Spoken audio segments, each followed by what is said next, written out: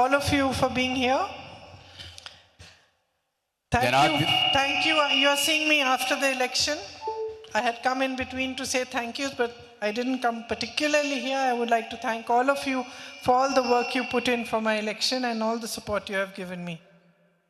ഞാൻ തെരഞ്ഞെടുപ്പിന് ശേഷം നന്ദി പറയാൻ വയനാട്ടിൽ വന്നിരുന്നെങ്കിലും ഇവിടെ പ്രത്യേകമായി കടന്നു വരാൻ എനിക്ക് സാധിച്ചത് ഈ സന്ദർഭത്തിലാണ് എന്നുള്ളത് കൊണ്ട് തന്നെ എൻ്റെ വിജയത്തിന് വേണ്ടി കഠിനാധ്വാനം ചെയ്ത നിങ്ങളെ എല്ലാവരെയും ഈ സന്ദർഭത്തിൽ പ്രത്യേകം നന്ദി പറയാനും അഭിവാദ്യം ചെയ്യാനും ആഗ്രഹിക്കുന്നു.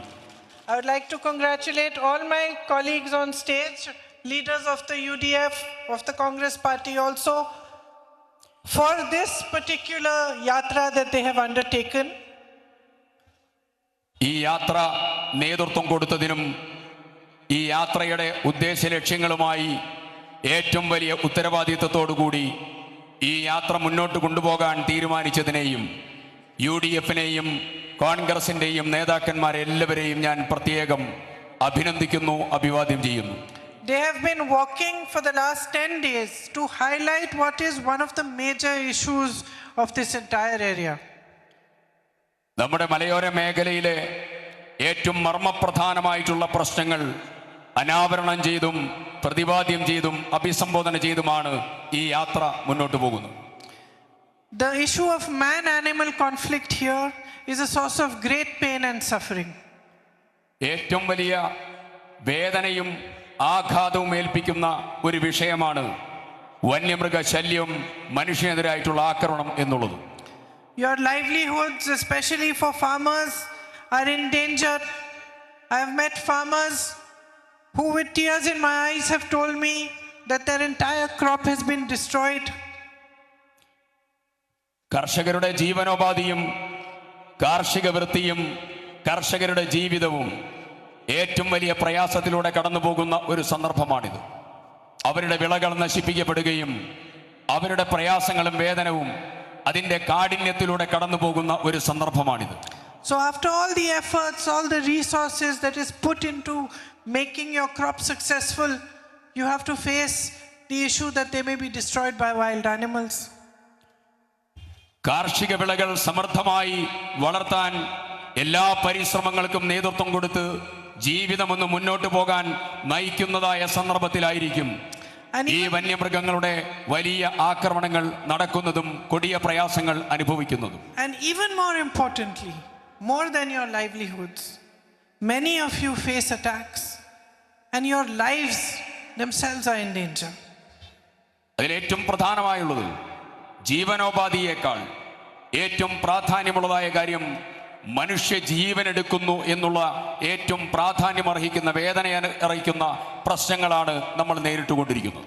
This morning I visited a lady called Radha's house. She had been, day before yesterday, she had been killed by a tiger. ഇന്ന് കാലത്ത് ഞാൻ രാധയുടെ വീട്ടിൽ പോയി. കഴിഞ്ഞ ദിവസമാണ് രാധ ക്രൂരമായ ആക്രമണത്തിൽ കൊല്ലപ്പെട്ടത്. She was going to collect coffee in a neighboring estate, just 1.5 kilometers from her house. The tiger attacked her and killed her. She has a 25-year-old daughter, 27-year-old son.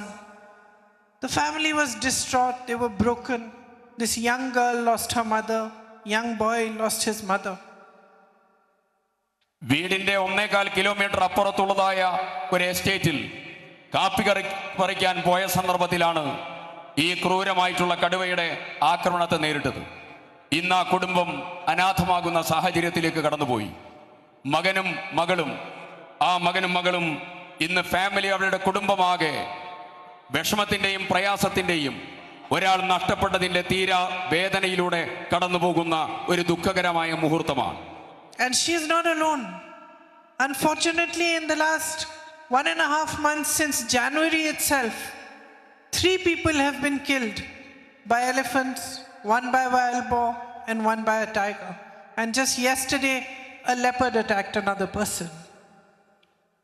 Radha മാത്രമല്ല, കഴിഞ്ഞ 3 ദിവസമായി വ്യത്യസ്തമായിട്ടുള്ള ആക്രമണങ്ങളിൽ 3 ആളുകളുടെ മരണത്തിൻ്റെ തീരാവേദനകളാണ് നമ്മൾ ഇന്ന് കേട്ടതും സംസാരിച്ചു കൊണ്ടിരിക്കുന്നതും.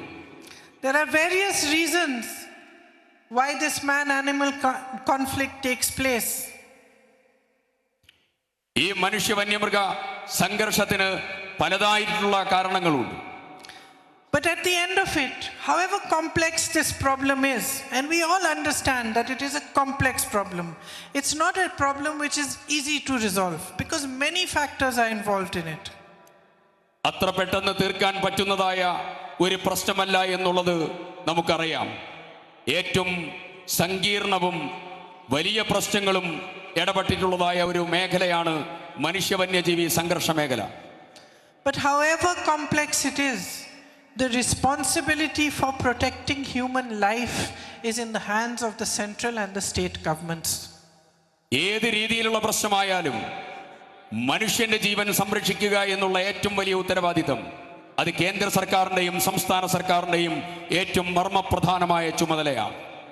I met this family, they told me so many things. They said that the fencing was high so the tiger could come through the fencing. They said that for a certain area, in that area where they live, there were only earlier 4 watchmen, forest watchmen, now there are only 2. They said the wages of the watchmen are not enough. ആ കുടുംബം എന്നോട് അവരുടെ വേദനകൾ പറയുന്നതിനിടയിൽ പറഞ്ഞു, ആ പ്രദേശത്ത് ഫെൻസിങ്ങിന്റെ വലിയ കുറവ്, ഫെൻസിങ്ങിനിടയിലൂടെ കടുവ കടന്നു വരുന്നതായിരിക്കുന്ന വന്യമൃഗങ്ങൾ കടന്നു വരുന്നതായ കാര്യങ്ങൾ, ആ വലിയ പ്രദേശത്ത് 4 ഫോറസ്റ്റ് ബീച്ച് ഫോറസ്റ്റ് ഓഫീസർമാർ നേരത്തെ ഉണ്ടായിരുന്നത് ഇന്ന് കേവലം 2 പേർ മാത്രമാണുള്ളത്. 4 പേർ മതിയാകാത്തിടത്ത് കേവലം 2 പേർക്ക് എങ്ങനെ ആ മേഖല സംരക്ഷിക്കാൻ സാധിക്കും? I understood from them what a difficult position they are in. Every day they have to go back and work in the same place. If they don't work, they don't earn. They are poor. At the same time, every day they fear for their lives. ഓരോ സമയത്തും എങ്ങനെ ജീവൻ മുന്നോട്ട് പോകും എന്നുള്ളതിന്റെ പ്രയാസങ്ങളും ആകുലതകളും അവർ അനുഭവിച്ചു കൊണ്ടിരിക്കുകയാണ്. ഒരേ സ്ഥലത്ത് ഒരേ രീതിയിൽ പല രീതിയിലുള്ള ജീവനോപാധി പ്രവർത്തനങ്ങൾക്ക് കടന്നു പോകുമ്പോൾ അതിന്റെ ഭയവും അതിന്റെ പ്രയാസങ്ങളും ആകുലതകളും ഇന്ന് ഈ മേഖലകളിൽ മുഴുവൻ നിഴലിച്ചു നിൽക്കുകയാണ്. Then I went to the district collectorate and I spoke with all the forest officers, all the officers of the collectorate, and we had a long discussion. ഞാൻ അതിനുശേഷം കളക്ടറേറ്റിൽ പോയി. കളക്ടറേറ്റിൽ ഞാൻ പ്രത്യേക നിർദ്ദേശം കൊടുത്തൊരു മീറ്റിംഗ് വിളിച്ചിരുന്നു. ആ മീറ്റിംഗിൽ ജില്ലാ കളക്ടറും ഫോറസ്റ്റ് ഉദ്യോഗസ്ഥന്മാരും എല്ലാവരും ഉണ്ടായിരുന്നു. ഈ വിഷയങ്ങൾ അവിടെ വിശദമായി ഞാൻ ചർച്ച ചെയ്തു. And I understood from them that they are also trying their best. They are making a big effort to try to protect human life and to try to help and support you as you face this problem. അവിടെ വെച്ച് എനിക്ക് മനസ്സിലായി, forest ഉദ്യോഗസ്ഥന്മാരും അവരുടേതായിരിക്കുന്ന വലിയ പരിശ്രമങ്ങൾ നമ്മുടെ ജീവൻ സംരക്ഷിക്കാനും നമ്മുടെ മേഖലകൾ സംരക്ഷിക്കാനും അവരും അവരുടേതായിരിക്കുന്ന വലിയ പരിശ്രമങ്ങൾ എടുക്കുന്നുണ്ട്. And I understood that they are also working in very difficult circumstances. അവരും ഒരു പ്രത്യേകമായിട്ടുള്ള വലിയ പ്രയാസകരമായ സാഹചര്യത്തിലാണ് അവരും ജോലി ചെയ്തുകൊണ്ടിരിക്കുന്നത് എന്നുള്ളത് എനിക്ക് ബോധ്യപ്പെട്ടു. And the main reason for this is that the state and the central government are not prioritizing this issue.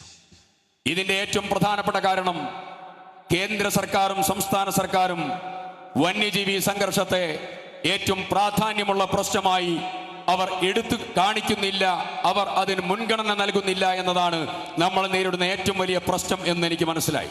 The most important thing that they need, the forest officers, the district administration, that you need to protect you from this kind of situation are funds.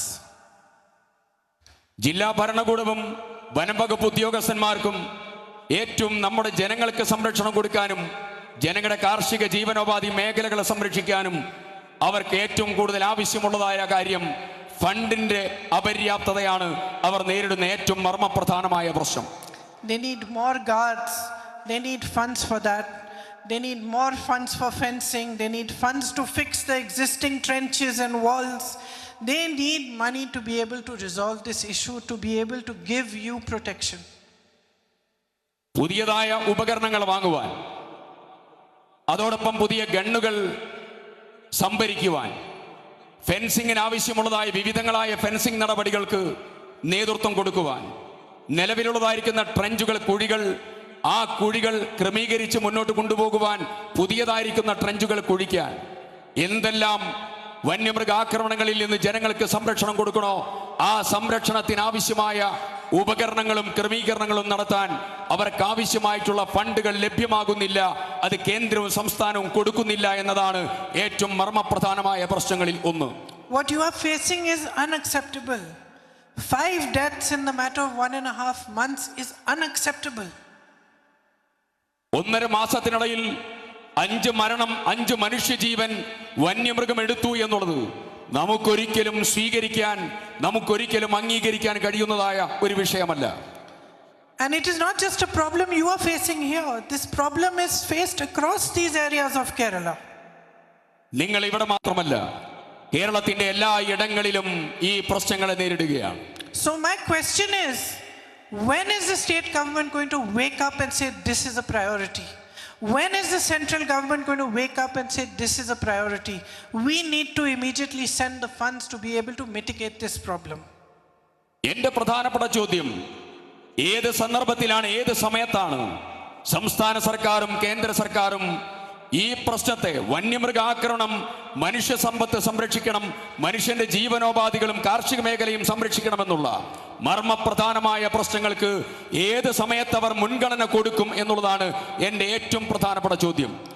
I have understood from the collectorate the kind of funding required. I have also understood the kind of measures they want to take to be able to protect you fully. എനിക്ക് മീറ്റിംഗിൽ ഒരു കാര്യം പ്രത്യേകം എനിക്ക് അനുഭവബോധ്യമായി. ഏതൊക്കെ രീതിയിൽ fund വേണം, ഏതൊക്കെ രീതിയിൽ അത് ചെലവഴിക്കപ്പെടണം, അതിന് വേണ്ടതായ പ്രവർത്തനങ്ങൾ ഏതൊക്കെ തലത്തിൽ നടത്തേണ്ടതുണ്ട് ഈ പ്രശ്നത്തെ തരണം ചെയ്യാൻ എന്നുള്ളതൊക്കെ എനിക്ക് ബോധ്യമായി. The parliament session is starting in 2 days. I will take this issue up. I will fight for it. I will highlight it.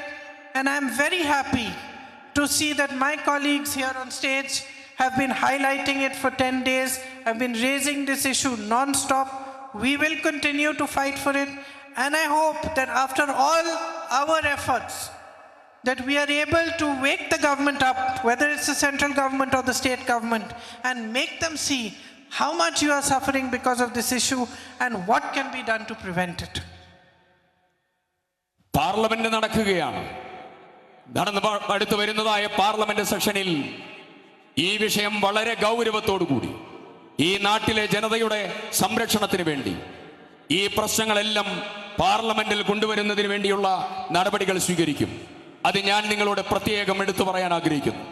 അതോടൊപ്പം 10 ദിവസങ്ങളായി ഈ മലയോര ജനതയുടെ ഈ വലിയതായ ജീവൽ പ്രശ്നം എടുത്തു കാണിച്ച് എൻ്റെ പ്രിയപ്പെട്ട സഹപ്രവർത്തകന്മാർ ജനങ്ങളോടൊപ്പം ചേർന്ന് ഈ പ്രശ്നത്തിന്റെ പ്രാധാന്യം ഉയർത്തിപ്പിടിച്ചുകൊണ്ട് വലിയതായ ഒരു പ്രക്ഷോഭ പ്രതിരോധ ജാഥയ്ക്ക് നേതൃത്വം കൊടുക്കുന്നു എന്നുള്ളത് ഈ സന്ദർഭത്തിൽ പ്രത്യേകം എടുത്തു പറയേണ്ടതും പ്രത്യേകം അടിവരയിടേണ്ടതുമാണ്. As your representatives, it is our duty to raise your demands, to highlight your issues, and it is also our duty to work together to try to resolve them. So I also said to the district collector that we will make as much effort as we can to help and support any initiative that they take. We are here to help to support all the families who are suffering because of this.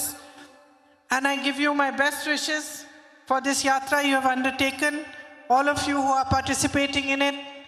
I hope that in this spirit, we will all be able to raise this issue and be able to find reasonable solutions for it, so that more than anything else, human life is protected and you feel safe and you feel confident to go out to work every day. Thank you. പാർലമെന്റിൽ ഈ വലിയ പ്രശ്നം ഉയർത്തി കാണിക്കാനുള്ള നടപടികൾക്ക് നേതൃത്വം കൊടുക്കും. ഞാൻ നിങ്ങളുടെ ജനപ്രതിനിധിയാണ്. നിങ്ങളുടെ പ്രതിനിധി എന്നതിൽ ആ ഉത്തരവാദിത്തം അഭിമാനത്തോടു കൂടി നിർവഹിക്കും എന്നുള്ളത് പ്രത്യേകം എടുത്തു പറയുന്നു.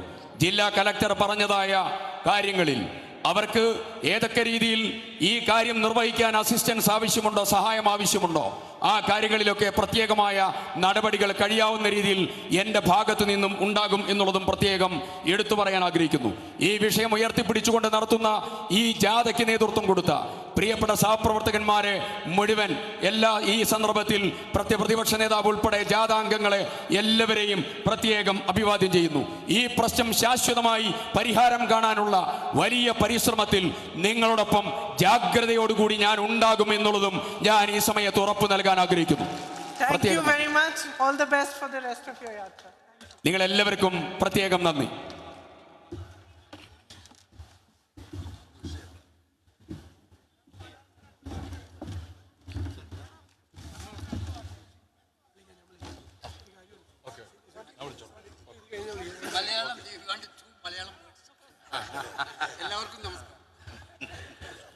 Tell, I'm learning now. I'm finding a Malayalam teacher. I'm going to tell you more than 2 words next time I come. Some of the seriously injured persons is here.